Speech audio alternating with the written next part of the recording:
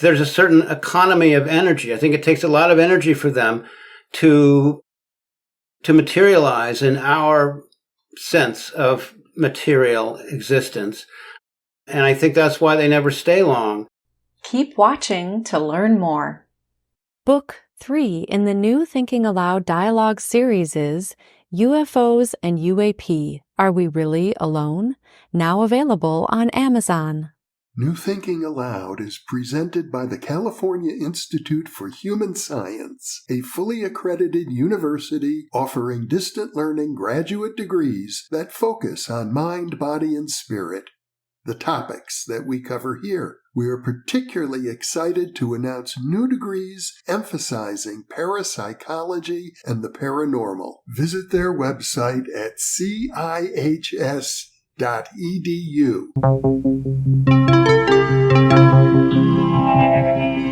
Thinking Aloud. Conversations on the leading edge of knowledge and discovery with psychologist Jeffrey Mishlove.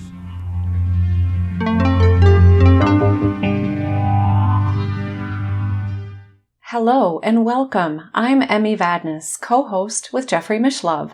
Our topic today is Rethinking the Alien Mythos with my guest, Christopher Noël, who holds a master's degree in philosophy from Yale University and a master's degree in fine arts from Vermont College of Fine Arts, where he taught for 20 years. He writes on the subjects of psychic and spiritual phenomena and the Sasquatch species. He is author of several books, including There Is No Veil, At Play in the Vast Here and Now, UAPs and the Afterlife, How New Disclosure Supports Centuries of Psychic and Spiritual Research, Mind Speak, Tapping into Sasquatch and Science, and Homegrown Monsters, Why Earth is the Cradle of Alien Creatures. Christopher has been a guest several times on New Thinking Aloud. If you enjoy this program, please like, subscribe, press the bell icon, and share. He's joining us from Montpelier, Vermont. Now I'll switch over to the internet video. Welcome, Chris. It's such a joy to have you back with me on New Thinking Aloud today. Thank you, Emmy. It's wonderful to be here. I'm looking forward to this conversation. In your latest book, Homegrown Monsters, you suggest that aliens and UAP have developed from resources from the Earth, such as creatures and the natural world. Why is Earth the cradle of alien creatures? Well, by cradle, I just meant the birthplace. And it's the birthplace of the organic forms that we find that people are constantly describing, eyewitnesses are describing. The various forms that seem to look like insects and reptiles and with a pinch or two of primate, and more specifically hominid, because they often walk upright and act like monsters, but also kind of like us. You know, it's this uncanny valley that they kind of evoke in us, that feeling of kinship yet radical otherness. And so the idea is that whereas most people think that they must hail from some foreign planet or else have come through some evolutionary process parallel to the one that we already know about here, my hypothesis in this book is that they're not of the natural world. They are, however, obliged to use the raw materials of the natural world in order to manifest in all sorts of kaleidoscopic forms. And this is both zoological hijacking that they do, so that they use the body plans of our insects and our reptiles and our primates and sometimes others, but primarily those three, in order to materialize or incarnate here on our planet. And my idea is that they desperately need something from us. And that's the idea that I kind of unfold throughout the book. In chapter 1, I go through a lot of very specific ways in which life developed on our planet in extremely unlikely ways. And I go through the what we've learned about the early development of neurons, for instance, or exoskeletons, or the placenta. And before that, all the parameters that had to be exactly right, from the presence of water, the activity of volcanism, which led to the development of cyanobacteria, which led to the development of a high oxygen content in our atmosphere. And it's only thanks to that high oxygen content that that our planet happened to eventually play host to the kinds of life that eventually led to the species that we know today. And there are like hundreds of thousands of these extremely unlikely, random, arbitrary keyholes that life had to pass through, that every species had to pass through in order to come out the other side and then pass through another series of almost limitless little keyholes of contingent evolution in terms of both internal changes, mutations, and external factors, environmental factors that guided and weighed upon and pressurized evolution in certain directions and away from thousands of other directions. And a lot of it is just pure happenstance.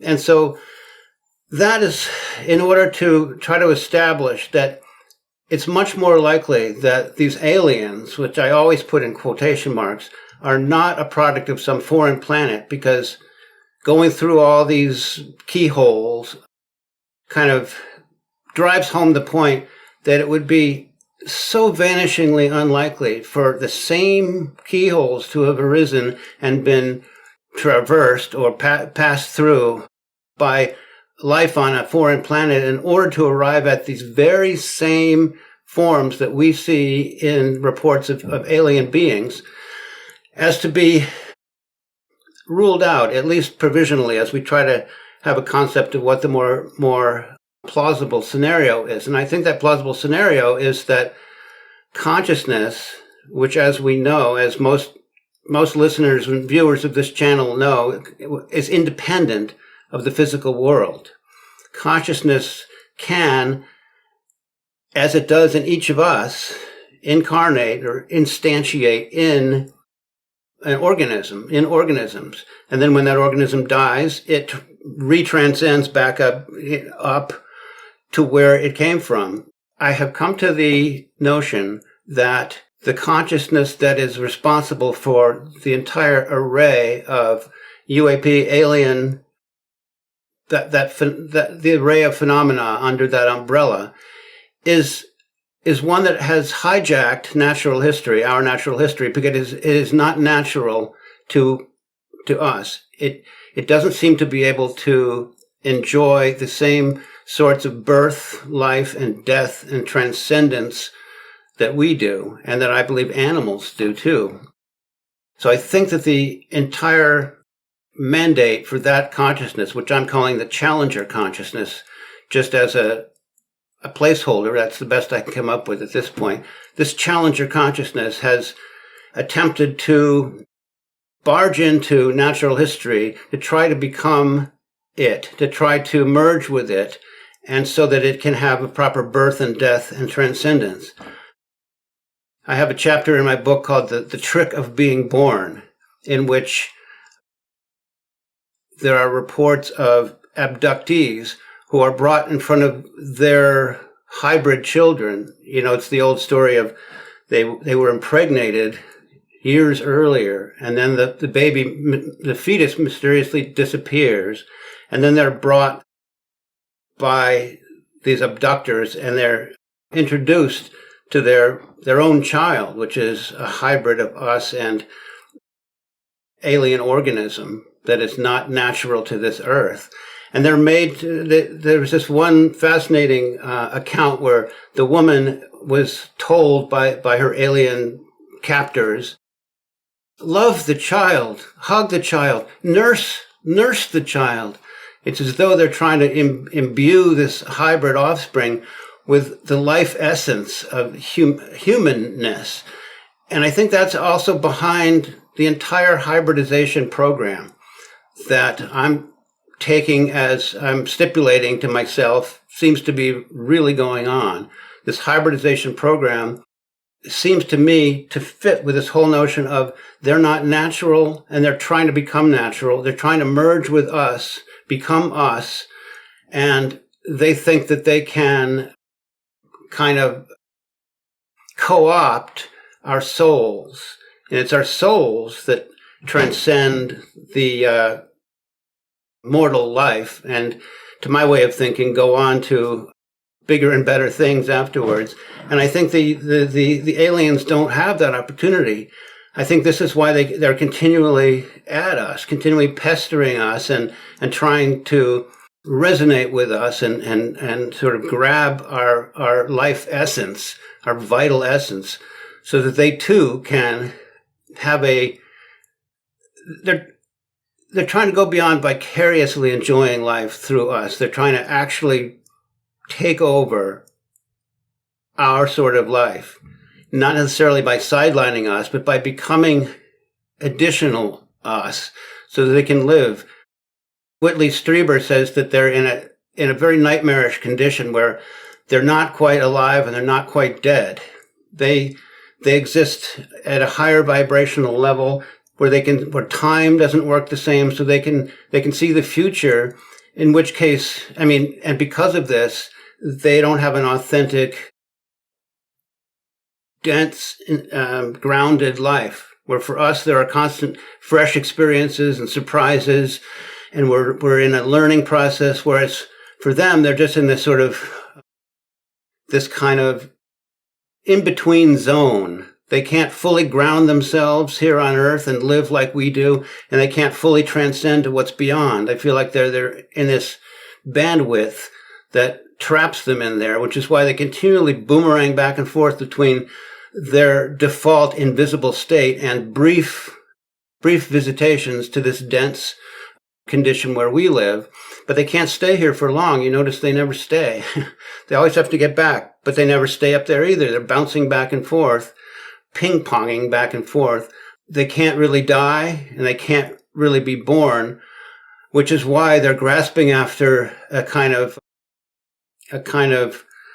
consolation form of birth by taking our genetic material, using it to try to reinstantiate some sense of natural birth, impregnating our women, if I can put it that way, and hoping that in so doing, they will be joining, genuinely joining what it is to be alive on Earth and have this process of birth, life, and then death.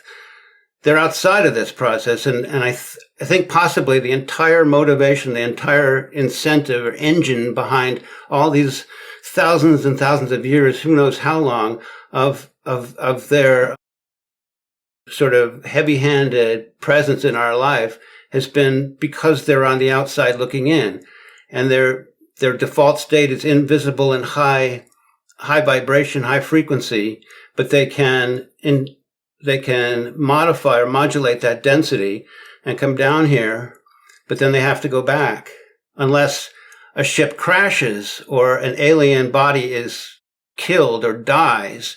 Then I think there's some sort of a density lock where they lose their capacity to redissolve up into the rarefied atmosphere that they normally occupy.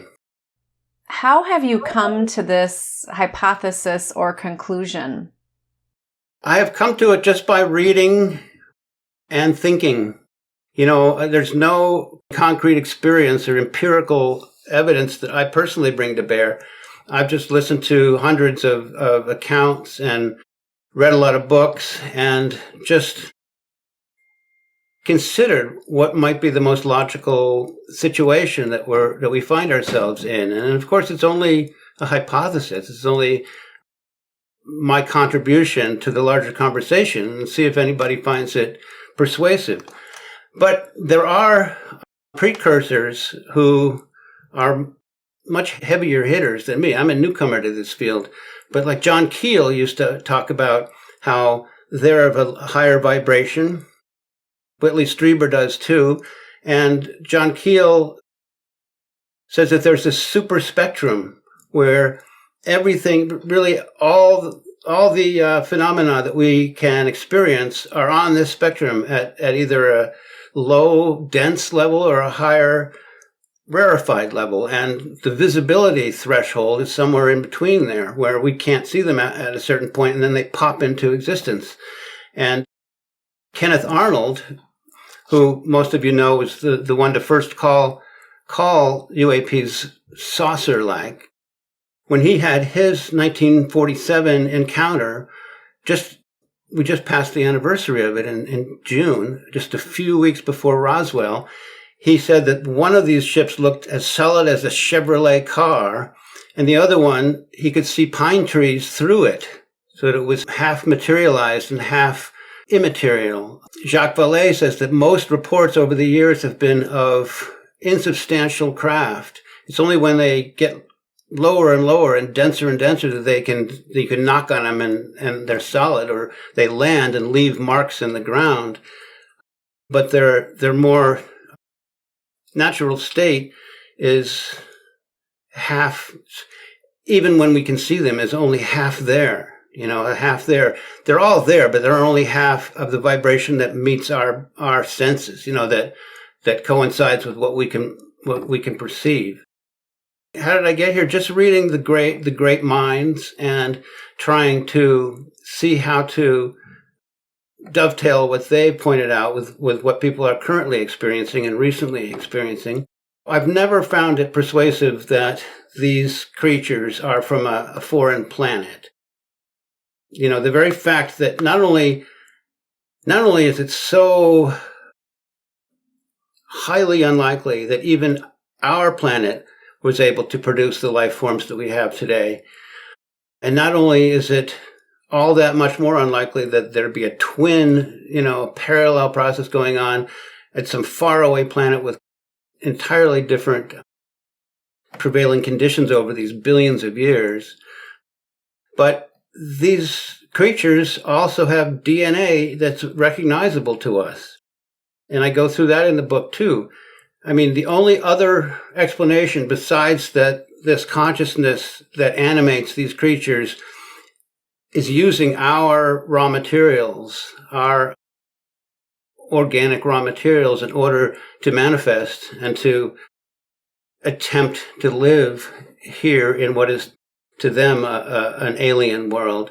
The only other explanation is of course panspermia, where there was some original life form elsewhere and it developed along our same genetic lines that we recognize, and then it was seeded either just to Earth or various places, and we share that. But this to me sounds more far-fetched than the idea that, given that consciousness is independent from the physical world, that some consciousness is using our physical world in order to stretch itself into existence beyond just being consciousness.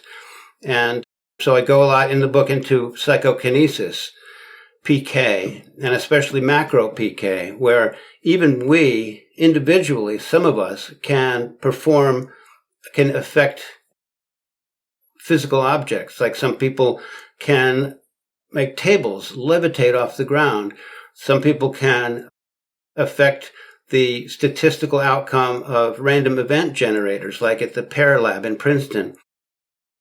And you think we're able to do things like that. Well, then think of this hive mind of avatars of this Challenger consciousness. And if they're all working together, there's no limit to what they can accomplish in terms of manipulating the physical world.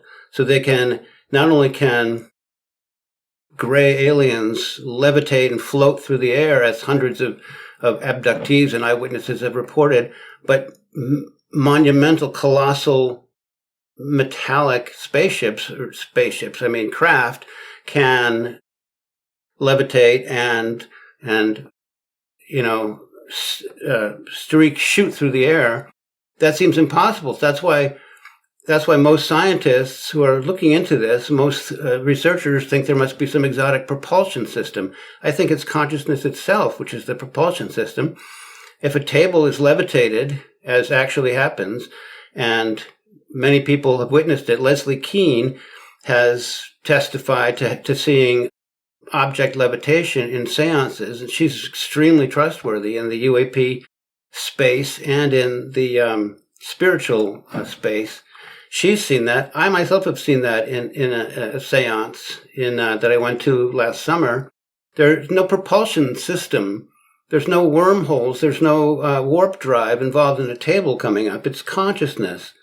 And similarly, if you see a gray alien or another one of these types of aliens levitating and taking people out of their beds and changing their bodies so that they can pass through windows and walls, there's no propulsion system involved there. Furthermore, if there were any sort of propulsion system that employed any kind of energy that we recognize as energy, whether it's chemical, nuclear, electromagnetic, it would produce a great deal of heat that would register vividly on thermal cameras. Instead, many of these UAPs that people film are cold.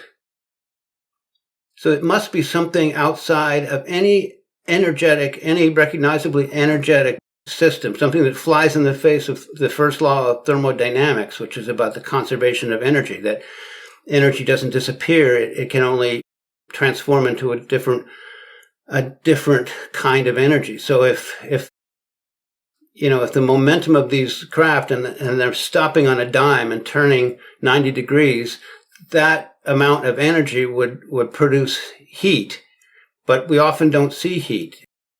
What I think is unique about what you put together, Chris, is that you seem to share how many of these different, sometimes referred to as non-human intelligences, or some may say aliens, can echo or mimic some of the creatures we see on our planet. Oh, that's an amazing thing. In 1897, there were all these reports of airships, especially in the western United States.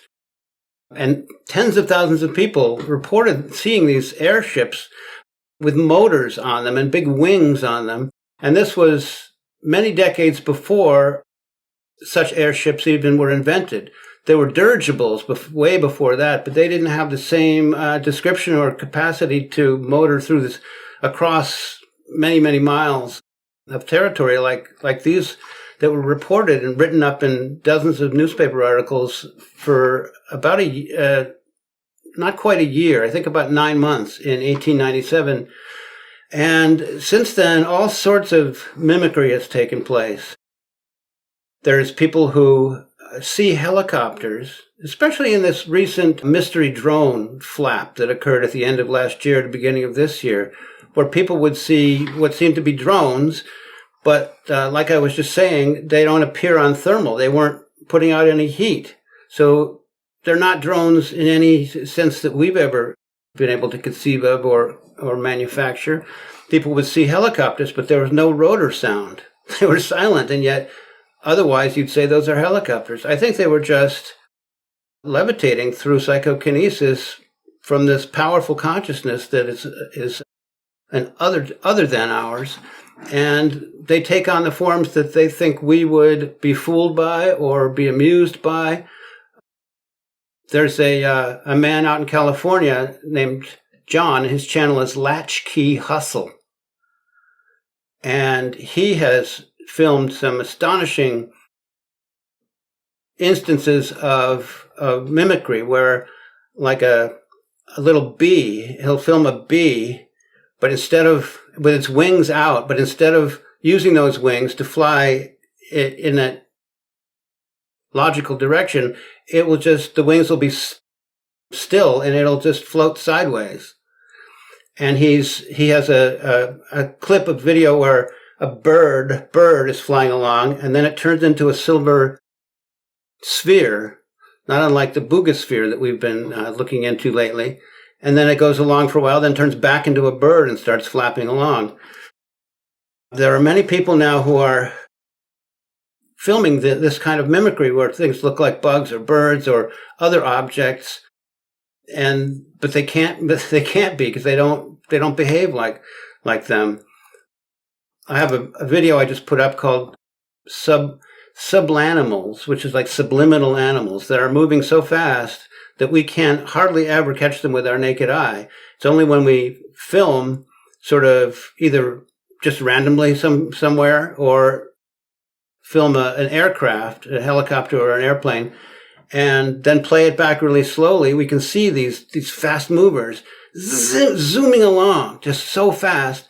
And they look like bugs and birds, but they often go behind airplanes. So we know that they're super far away and way bigger than a bug or a bird, but they look like them. So I think there is this effort to sort of infiltrate our ecosystem with a sort of a parallel or mirror ecosystem that isn't always perfectly executed. Like people see airplanes that have 2 fuselages instead of 1, or they have a huge jet engine on one wing and nothing on the other wing. So either they're fallible in this mimicry, or they're just trying to, like, pulling our leg.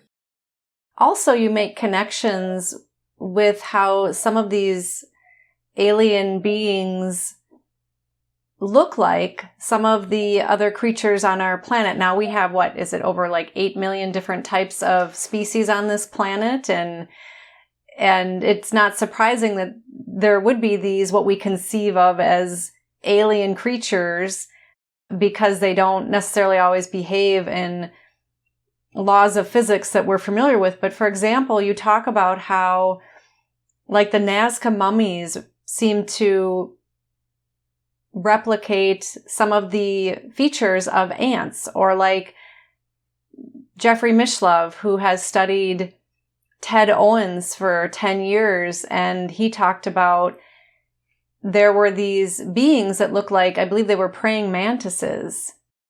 Oh yeah, he had these. Ted Owens thought that he was interacting with these gigantic mantis creatures that were like, the size of the Earth, or I don't know how big, but way out in space, and gigantic ones. But lots of people see mantis beings that are not that big, but certainly 7 or 8 feet tall. And they're often in positions of authority within the craft that abductees get taken to. But lots and lots have insectile and reptilian features. That's the most commonly reported body plan. And it makes sense because insects and reptiles are 2 of the longest standing creatures on the earth, the oldest evolutionary branches, besides microbes and all sorts of microscopic citizens of our world. But in terms of animals, it's insects and reptiles. And insects are the most successful creatures on Earth. For every 4 individual animals on Earth, one of them is an ant, which was an astonishing statistic to me. You guys can check that out, but I double checked on that. It kind of resonates with my notion that this other kind of consciousness must be operating in and through the existing raw materials of our zoological menu. And it makes sense then that these aliens would be described as insectile and reptilian. And the Nazca mummies that are slowly gaining acceptance, just like Dan Quayle. That's a deep cut reference that only a small number of you will get. They have not been manipulated. They are organic individuals that once lived. More and more scientists are going to Peru and confirming this for themselves.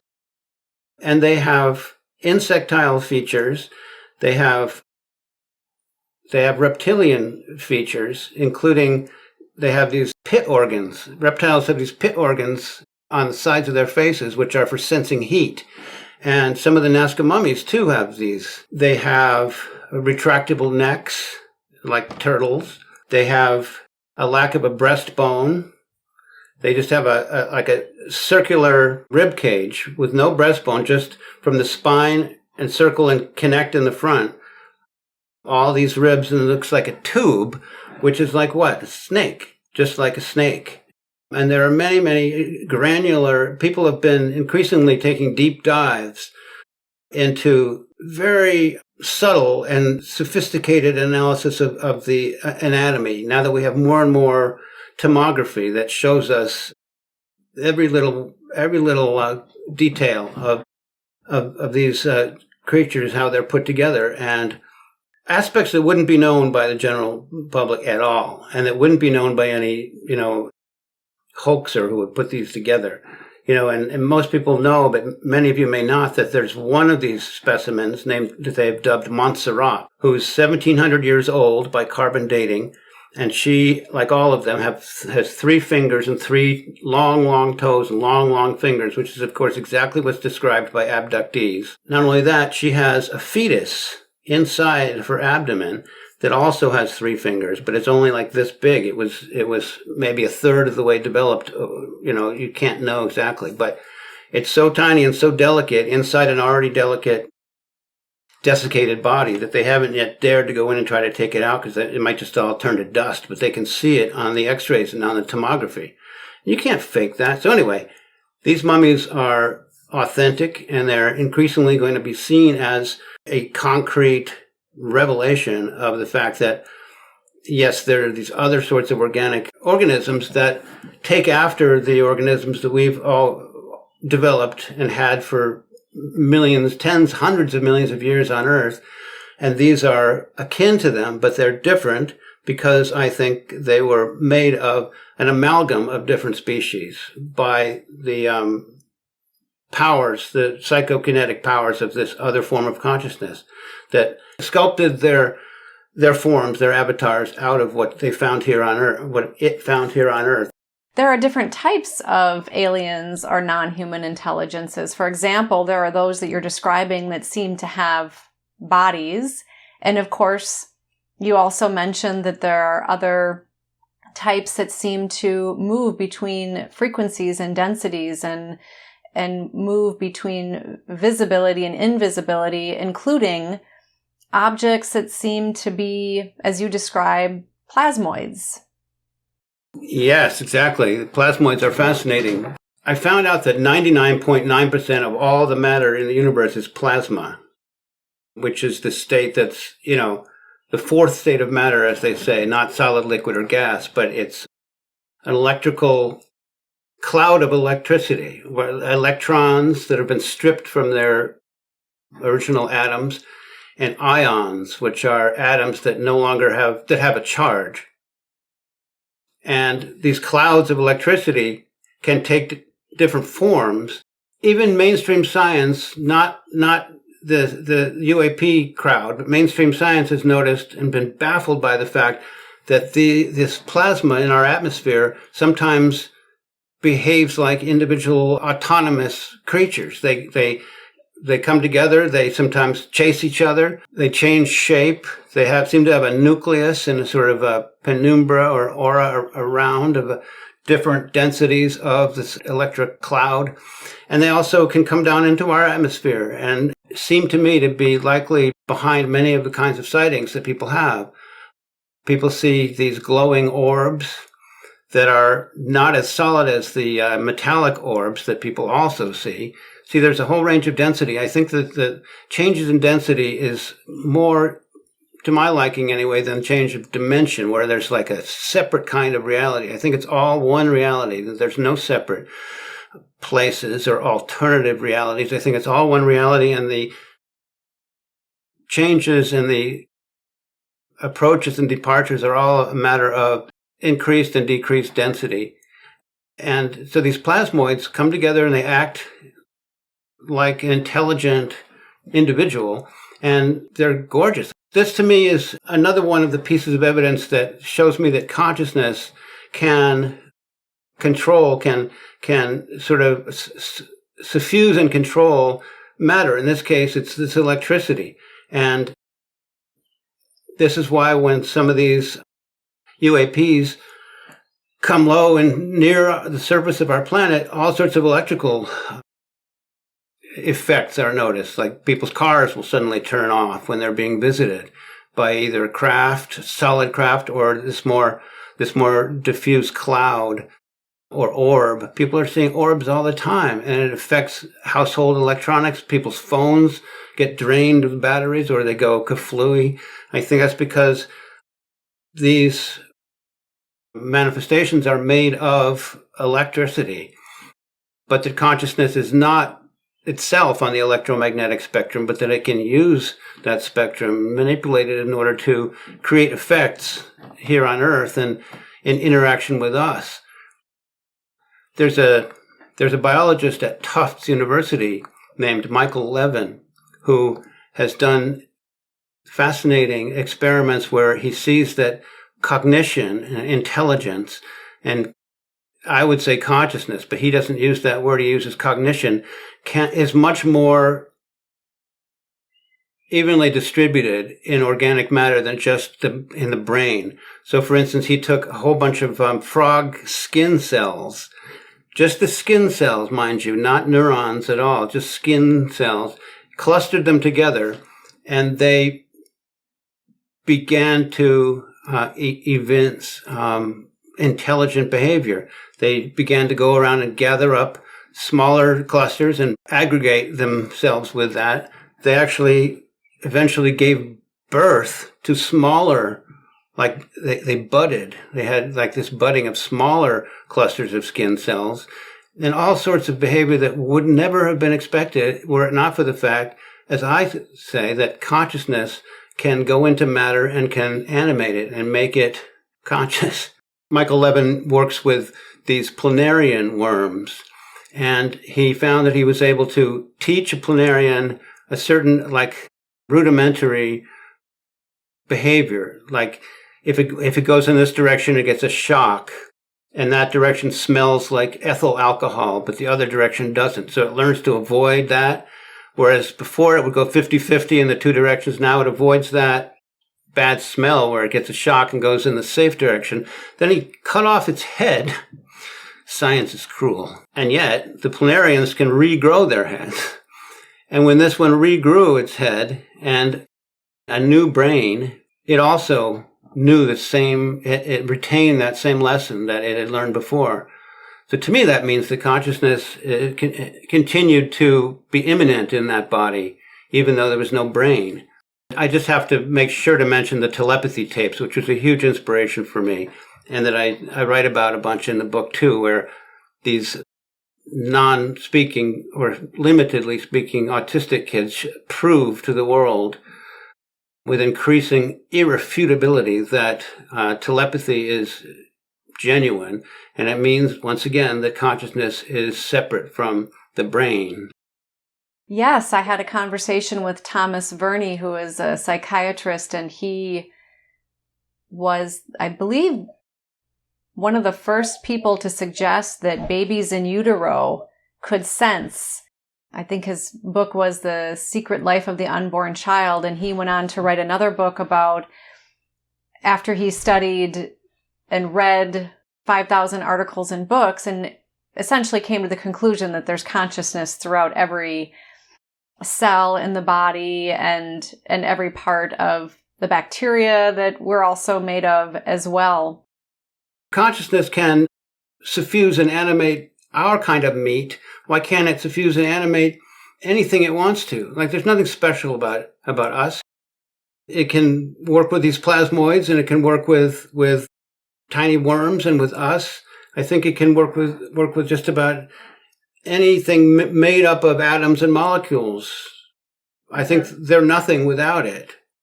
You suggest that the aliens are here with us on Earth. And of course, many people have said that before. However, you suggest that it isn't necessarily that they're coming from outer space per se, and that it's more of a frequency or dimension. That's the whole conception behind the idea that there's these two kinds of consciousness. Our kind, which we share with animals and maybe other things. And then there's this foreign kind, which you could call alien, but it's been around for who knows how many millions of years. It's just that evidently from its behavior and what it seems to be trying to accomplish, it's not the same kind of consciousness. And everything has a bandwidth. Every object that you can point to has a natural frequency, and not, it's a bandwidth. It vibrates naturally. Like if I hit this against a silver bowl, the bowl and this will vibrate at a different level, a different frequency. Everything in nature has a different frequency, everything, I guess, in existence. And so I just think that the alternative or challenger consciousness has a narrower bandwidth, but very powerful. It's powerful enough to fly huge craft through the air and to steal people and put them through hideous medical procedures. It's powerful enough to have endured and continued its wielding of its power against us for all these years, but it's of its own kind. It can't just change its kind, just like we don't change our kind. And I think, as I said before, I think it's stuck in the middle. I think it can't transcend to higher and higher frequencies, and it can't for long come down to these frequencies unless if it stays too long, it's just dead, but not the kind of dead that we have. It's just like is inert because it doesn't have a soul like we do. And that's a thing I'm glad you reminded me. I think it thinks that the soul is a commodity, like a thing that it can get. Oh, I'm blanking out on the name of the guy, Area 51, who came out in the late 80s. Bob Lazar? Bob Lazar, thank you. He said that the aliens think of us as containers for souls. And that's kind of like vibrated in my mind all these years. And it makes sense. It really makes sense. I think they think that it's a thing that they can get. I think that's why they take us aboard and they manipulate us and they're poking and prodding after that essential spark that they lack.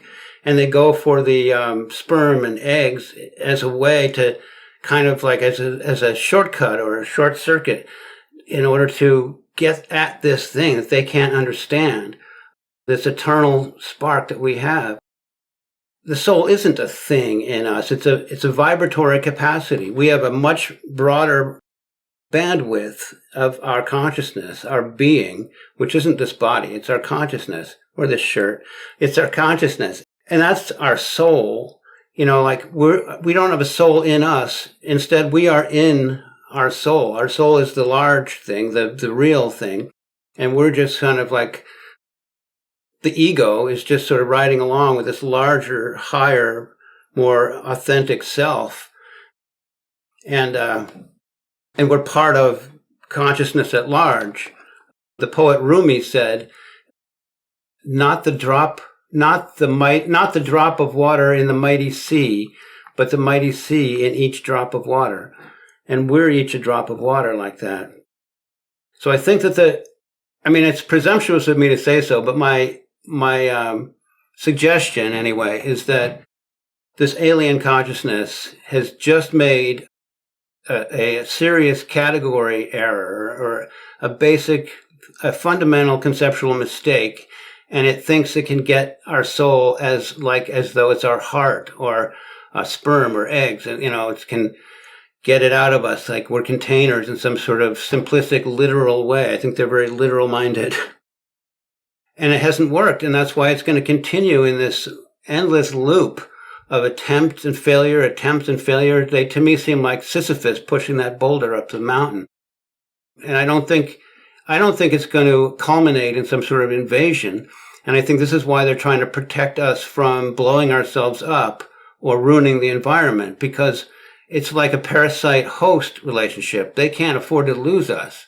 So this is why they're so concerned about the human race and the planet and the longevity, the continued existence of both of those, because to them, we're their only chance at ecstasy, at transcendence.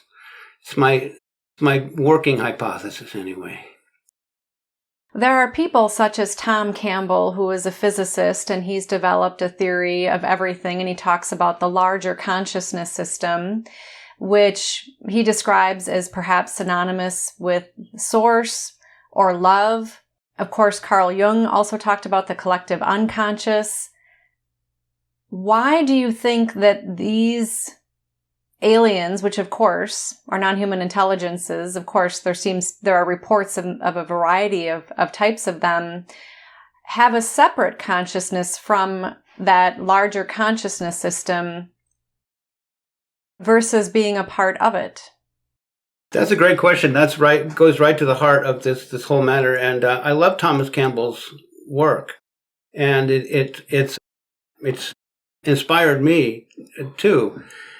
He thinks that consciousness is the beginning of all existence, and it needed to diversify itself into individual fractals of consciousness, which is each of us, in order to have experience, have concrete experience. And that seems to me to make sense. And lots of ancient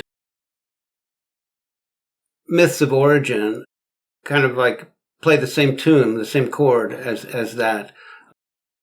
I just think that one of the things that consciousness originally spawned, in addition to all sorts of other brands of consciousness, all having different qualities to them, different bandwidths, I think that one of them was this kind that we're dealing with the aliens. And I think it's possible that there could be 1,000 different types of intelligence, but I, just for the sake of argument, am grouping them under one kind of overall mission that it's on to try to do what I've been describing vis-a-vis us. And I think that everything has a different quality to it. And I just think if my hypothesis is anywhere near on target, it's the fact that this consciousness, this kind, is just a narrower bandwidth and it can't get back to source. I don't know why that is. Lots of times when people describe near-death experiences, they'll include encounters with gray aliens. But if you believe in people who have fully died and are able to communicate back through mediums or through messages to their loved ones, if you believe in that, as I do, then you realize that they don't talk about consorting with aliens up there. I think there's a band in between when we're traveling. It's not literal distance. It's frequency. When we're undergoing our transition to higher frequency, I think there's a zone where we overlap with where the aliens are occupied by default, which is this invisible low density, high frequency state or condition. I think that there's an overlap, but then we transcend and they don't. That's my idea anyway. Previously, you mentioned about how 99.9+% of everything is made of plasma, and Robert Temple, who has been a guest on New Thinking Aloud, talked about that in his book, A New Science of Heaven. And he suggests that that's how there can be, and you've talked about this, how objects can seemingly appear and disappear, or like the drones you mentioned from last fall can take different shapes that we're familiar with. And also you mentioned orbs, and it makes me think of people like Chris Bledsoe, who's also been a guest on New Thinking Aloud, who regularly sees these orbs, and he seems to have more of a spiritual interpretation of those orbs. And I think about people such as Lorna Byrne, who I've had the pleasure of interviewing on this great channel, New Thinking Aloud, and she's been seeing angels since she was a child, and she shares that these angels have taught her more than school and from other people and so forth. So I'm curious how that fits into these, quote, alien beings, when there seems to also be, for many people, their experiences are that it's a spiritual phenomena. That's a great question. I'm so glad you asked it, because it's fascinating unto itself, and it makes me think that the kind of plasma that mostly is involved in this is not the hot gas that people may think of, but there's a kind of plasma that's in our upper atmosphere called cold plasma. It doesn't mean that it's cold in and of itself, but it takes on the ambient temperature. And so way up in our stratosphere, it can be 70 below zero Fahrenheit. So I think this is how human spirits that pay us visits, I think they avail themselves of what's at hand, and they use this cold plasma to come for a brief time, as long as they can energetically hold it together, and that's limited, to visit us. This is why often in haunted houses there are these cold spots, why people feel cold.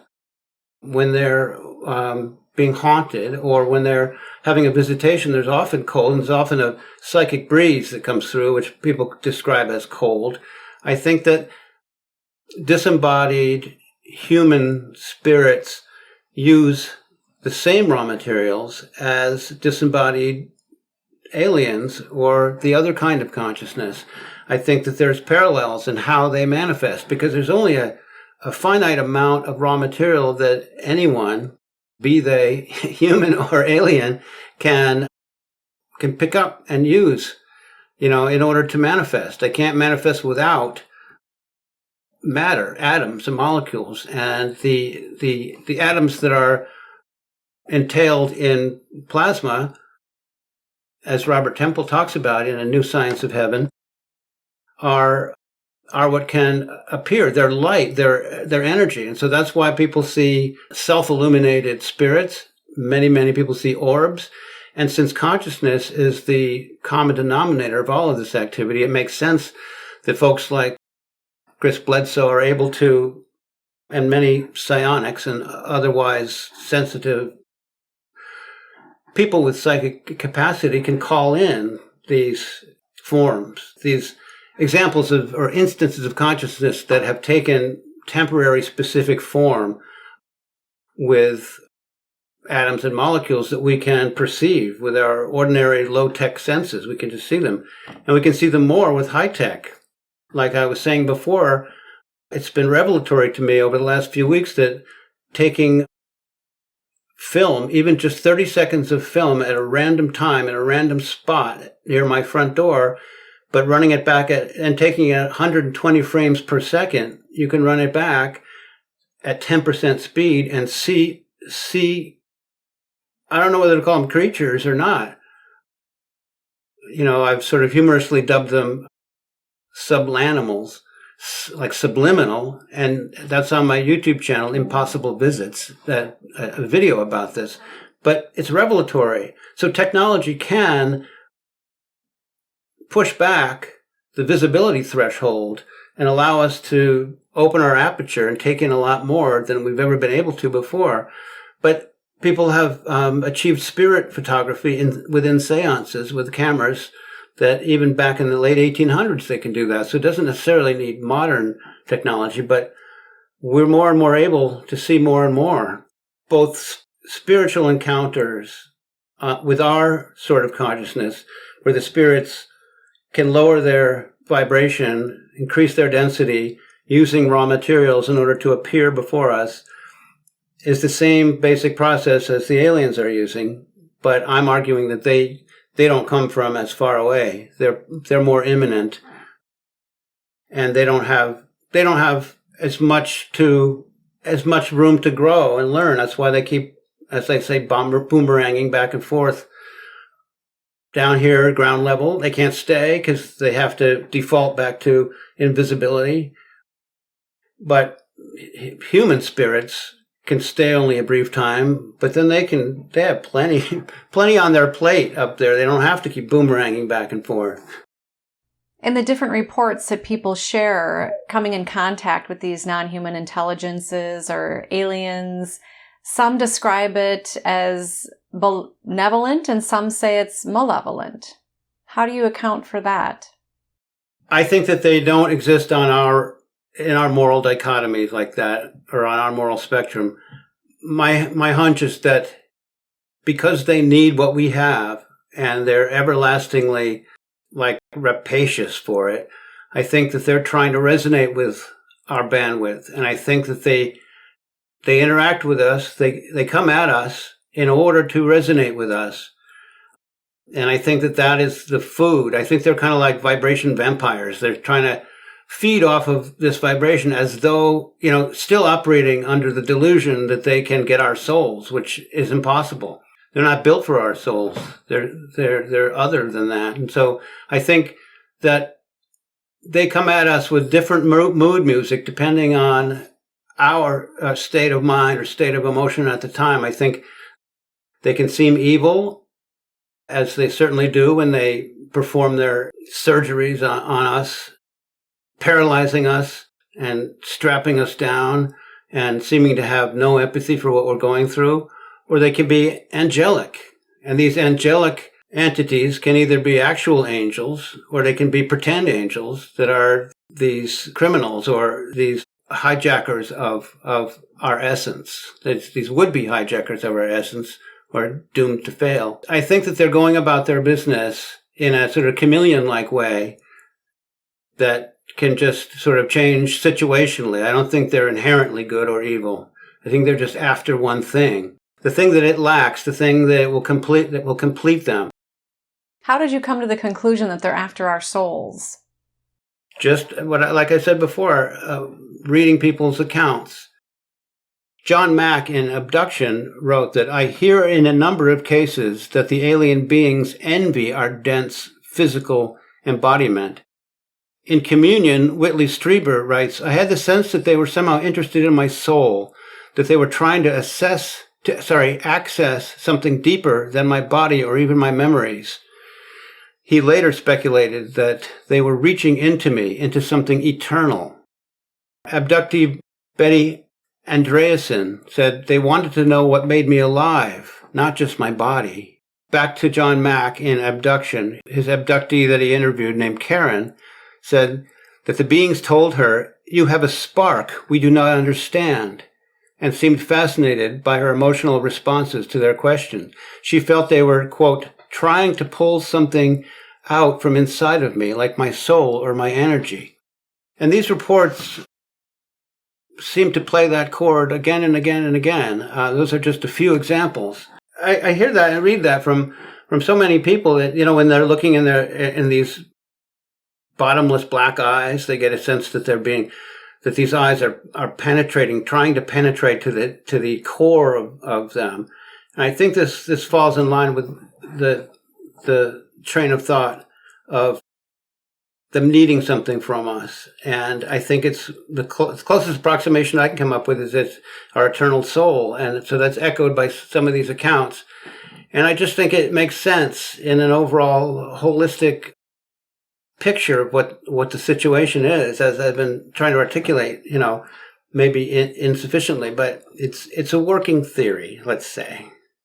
Bringing it back to Earth, you also describe some other examples of, I think it's a mummy or a being. I think her name was Maria, and that where there were actual lab tests done, and it was shown that she was part bovine. And it makes me think of the cattle mutilations and other animals where they have had parts of their bodies taken, and it seems as though they were extracted through lasers and there's no blood left in the carcass. And maybe it also connects with the idea that there's some type of engineering program going on.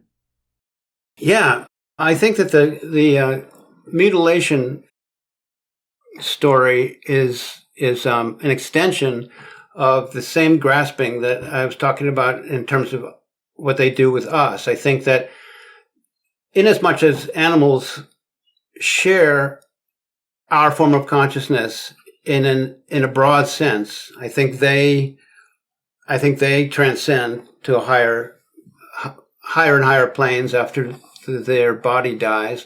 I think that they contain this eternal spark that Whitley Strieber mentioned, and I think that that the visitors, the aliens, are in mutilating cattle and other animals too. It's all sorts of other animals. In the book, I have some accounts of deer and even mice, all having a hole in the top of their head and their brain removed, in addition to all the blood in their body. I think this is further examples of them trying to say, well, the soul must be in here somewhere. It's got to be here. Well, is it in the brain? Is it in the blood? Blood is very much associated with life in all of our religions and mythologies. So to them too, this blood, well, maybe that's the secret. Let's take all this blood. And in addition to that, I think it perhaps is nourishing to the fetuses that they've produced in order to merge with us and try to be natural creatures. And it probably is used as a raw material in creating these avatars, these incarnations. Yeah, and Maria, one of the Nazca mummies that was analyzed in terms of her genome, was found to have 5% bovine DNA in her. So this could go right along with the notion that they use what they find in order to create life, to try to join in. Like, can we be part of the reindeer games of natural life? Well, no, you can't. They're outsiders. They're outsiders. Is it possible they're just another form of species or beings versus necessarily outsiders per se? Well, the whole notion of a species is, to me, is limited by the materialistic mindset or paradigm. I don't think species is the main idea. Just like we're much more than our species.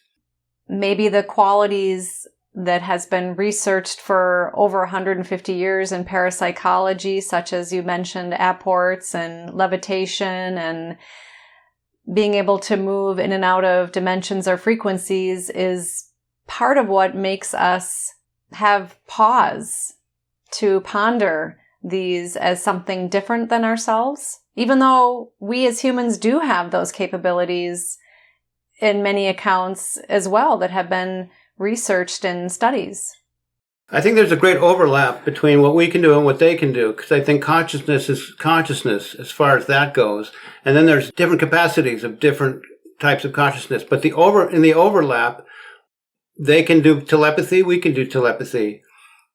We can, in some instances, physical mediums can facilitate or cause objects to appear out of nowhere, called apports, from the French to bring, that most of our viewers will have heard of. Apports are things that can either appear out of nowhere or disappear and then appear somewhere else 10 miles down the road a week later. Our kind of consciousness can manipulate matter that way, and so can theirs. I think that spheres, metallic spheres, are a kind of apport. I think that huge craft, UAPs, are a form of apport, which just means that you can take matter apart and put it together again. I think they have a vast capacity for this because they operate, as I said, as this hive mind, even more emphatically than we do.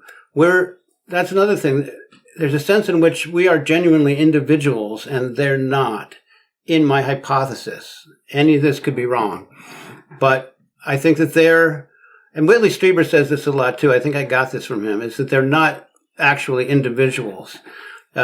Sometimes he talks to people who've been in contact with him, and she says, my Gray's name is like Lardok or something, and he has to laugh because he thinks that's just something it's saying to her, but it's not a truly individual. It's part of this system that is bloodthirsty, you could say, if blood means the vital essence of our being. There's something coextensive between saying individual and saying having a soul, because when we die, we continue to be our individual selves, apparently, evidently. And since I don't think they can be born or can die in our sense, I don't think they're individuals. I think they're all part and parcel of their sort of shared consciousness. You conclude your book by saying that we have power within us, and you talk about there are apparently now 15 powers or limitations that these apparent alien beings have. I'm wondering if you could just touch on that a little bit for us. Yeah, I found it interesting to ponder how it is that they're not omniscient, they're not omnipotent. You know, we've all heard stories about people being abducted and then put back in their bed with their clothing back on, but it's all inside out. They make mistakes. Like I was saying in the mimicry, they make mistakes. Like sometimes birds, if you look back at them slowly, aren't really flapping their wings. They're just moving along. And I can't remember all 15, but for example, they have the power to be ubiquitous. As I'm finding out more and more with this video experiment I'm doing, they're all over the place, and yet they can't stay in dense physical form like we do. They kind of dance along the visibility threshold. They continue to exist even when they're invisible, just like our spirits do, discarnate spirits do, but they can't stay long. And I think there's a certain economy of energy. I think it takes a lot of energy for them to materialize in our sense of material existence. And I think that's why they never stay long. Most people who look into this think there are other reasons, that that there's some prime directive that says they must not, reveal themselves. I think it's possible that it's a sort of conservation of energy kind of deal, where they takes a lot for them to dip into our frequency band, our physical frequency band, and do things, perform operations down here, but then they must go back. They can't stay around. There's all sorts of powers that have a limit. So they can implant screen memories in us for when we're abducted. But these screen memories are remediable through hypnosis, through just time. They'll sometimes erode and we begin to remember. So that's a limitation. And so I list a bunch of other things that seem to be powers, but that when you look at it, they're not omniscient and they're not omnipotent. It's important for us to try to see them more and more in the round, like not just as this implacable force, but as a certain kind of object, a certain kind of reality that has properties to it, a certain texture to it in terms of what it can do and what it can't do. And I think that we're going to increasingly get a hold of that as we move forward. And I'm just trying to suggest certain handholds, and there's probably 100 more that I haven't thought of that 100 years from now we'll know very well, I would think. But this whole phenomenon, this whole display, this performance that we've been witnessing since the beginning of civilization is very opaque because they're usually invisible. They're usually not known to us. And when they're suddenly known to us, that projects a power that we sometimes overestimate because it's so sudden and so unexplainable. But the more we begin to chip away at the enigma of it, the more that looking through a glass darkly becomes a little less dark. I think we're going to be able to size them up a little better and not be freaked out. And I don't think they're going to eliminate us, exterminate us, or take over the world. I think they're just going to continue, like Sisyphus, like I mentioned before, continue in this eternal effort to defeat reality, because they're up against reality and it's not working, but they keep trying.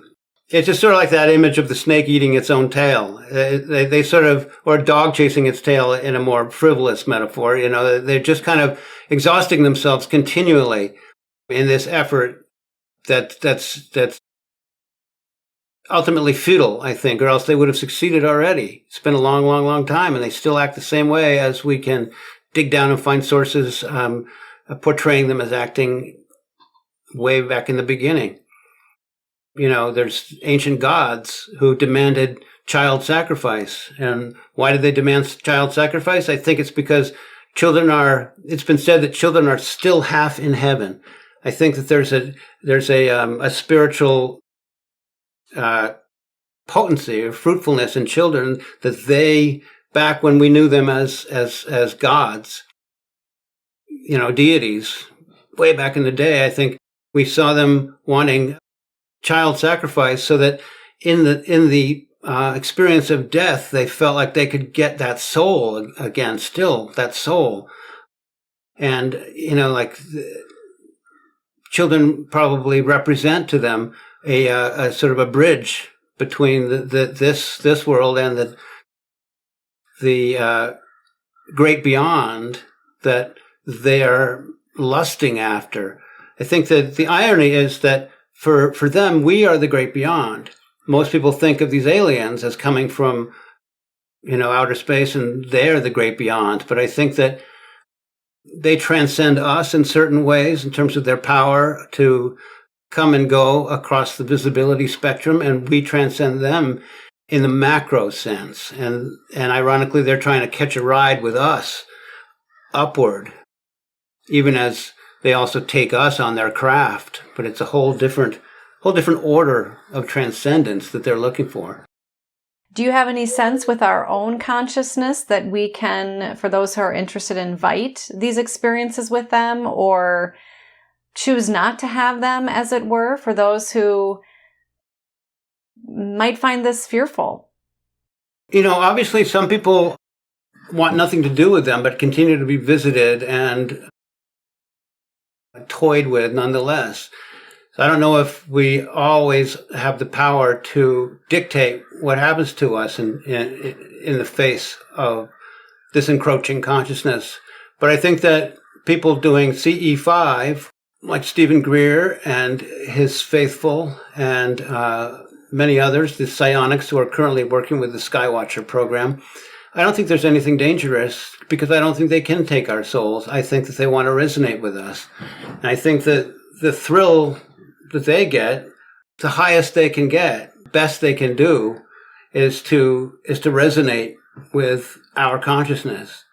And I think this is why the hitchhiker syndrome, I think once we resonate closely and powerfully with members or avatars of this challenger consciousness, I think that we're like a bell that gets rung. And once it's rung, it stays ringing. And I think this opens our aperture to more of the phenomena that have always been around us that we just didn't notice before. We didn't have the faculty or the aptitude to notice before. Because the notion of resonance is fascinating. If you sing at a certain note and the wine glass shatters, that's because you've matched the natural resonance of the glass. And the fascinating thing is, you would think that if you match the resonance with two sources of vibration, that they would both just vibrate at the same amplitude. But in fact, it adds energy to the system when there's resonance. Energy gets added, which causes the shattering of the wine glass. And I think when a representative of the other kind of consciousness comes to resonate with our consciousness, there's energy produced. I think that's why these encounters are so powerful. And I think that it opens us up, and we become more energized, and therefore we probably attract more of these entities who want to feed off of this energy. It's like a charging port in a way. As a very, like a low-level analogy, it's like plugging into a charging port. So if you have been resonated with by another eager beaver, entity, think your energy level is brought up, and therefore you're become a magnet to further entities, and you're able to perceive them more. So both of those things are true, and it leads to what's known as the hitchhiker effect. Christopher Noël, thank you so much for this fascinating conversation about rethinking the alien mythos and describing why you feel that the Earth is the cradle of these alien creatures. Are there any final comments you have today? What excites me about being alive at this time is that you can come up with a hypothesis like I have, and then things that occur out in the world can seem to contradict it or uphold it, reinforce it. And I'm just very happy to be alive at this point and to have people like you, Emmy, to talk to about it and to share our conversation with the wider audience so they can chew over this stuff. For one example, the Booga sphere is all the rage right now, and it was seen in this city in Colombia, and it hit a high power lines, and it seemed to disable it. And it came down and rested in a little forest, and a man named Jose picked it up. And since then, it's been put through all sorts of experimentation, and it's fascinating. I won't go into details. People can pursue it if you already aren't on the trail of this thing. But what was interesting to me is that at first it weighed 2 kilograms, which is a little more than 4 pounds. And over the succeeding weeks, it gained weight. so that it ended up being 10 kilograms. And that's quadrupling its weight. And to me, that was gratifying because I think that when it was levitating around and two different people videotaped it before it fell to Earth and from two different sides of the city, and it was levitating and looking around and dipping, and then it came to rest, and then it gained weight. And I think that when it was levitating, it weighed less than 0 kilograms. Otherwise, it wouldn't be lighter than air. And this seemed to me to corroborate, at least as far as this one example, that density is the issue, because it came to rest and then it gained and gained and gained mass, and density equals weight. And so it was less than 0, and it came to 10 kilograms, which is 25 pounds, 24 pounds. So these things happen, and it's a privilege to be able to watch the unfolding drama of our relationship with this enigma over the whole world and see what's happening and whether it points in one kind of theoretical direction or another. And so I can't wait to see. Like, the next thing that happens might completely be in opposition to how I've framed this for myself. And then you take that on board and you try to adjust and expand. But I just really want to thank you for entertaining my thoughts in this forum and taking them seriously and reading the new book. And I hope people enjoy it. Thank you again, Christopher. It's been a great pleasure as always. I really enjoy how you synthesize information and your philosophy. And for those of you watching or listening, thank you for being with us, because you are the reason that we are here.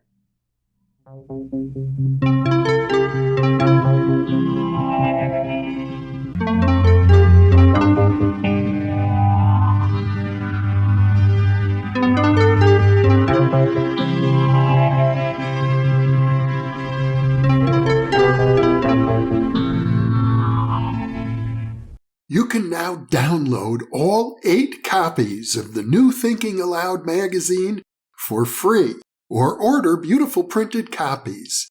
Go to newthinkingaloud.org.